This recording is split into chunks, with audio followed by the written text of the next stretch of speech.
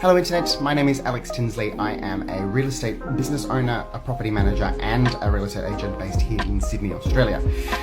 And I wanted to just do a part 2 to my previous video that I did, which was about 60 seconds long and it was a bit crammed. So I didn't really get to express myself very well in my views as to what's going on in Sydney. So we know we've got a rental housing crisis at the moment. And one of the issues and one of the points that I see come up over and over and over is that housing is a human right. And there's no question, housing is 100% a human right. It's vital to people's self-esteem. It's at the bottom of Maslow's hierarchy. It's extremely important.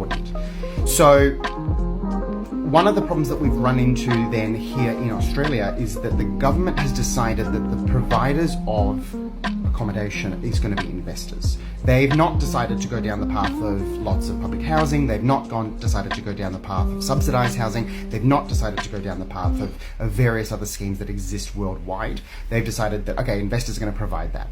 So inherent then in the sort of Australian experience is renting, because that's the decision that's been made from the top and it's gone all the way down.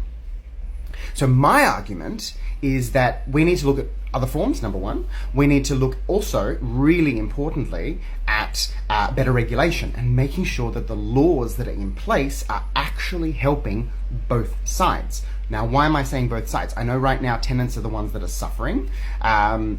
About 24 months ago, there were a lot of landlords as well who were suffering. But the difference is when a tenant suffers and then a landlord suffers. A tenant, when they suffer, it's homelessness, right? When a landlord suffers, it's probably they'll make a loss on their investment because they've invested in something. But one thing that I want everybody to remember is that when a lot of landlords dispose of their investments, because of the way everything is set up at the moment, tenants will also suffer because there'll be less availability for them to rent. So my argument, how do we solve this? A couple different, like off the top ideas, rent-to-buy schemes. They're very, very successful in the UK. I don't know why they've not been successful here, maybe due to poor regulation.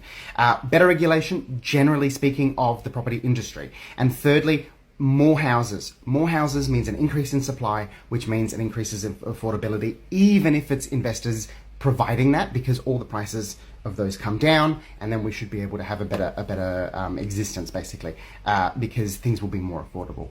Let me know your thoughts. I'm very balanced, as you can tell, and I want to hear what you think. I'd love to have a discussion. I'm not here for an argument. I'm here for a discussion because I actually do really care about what everybody thinks.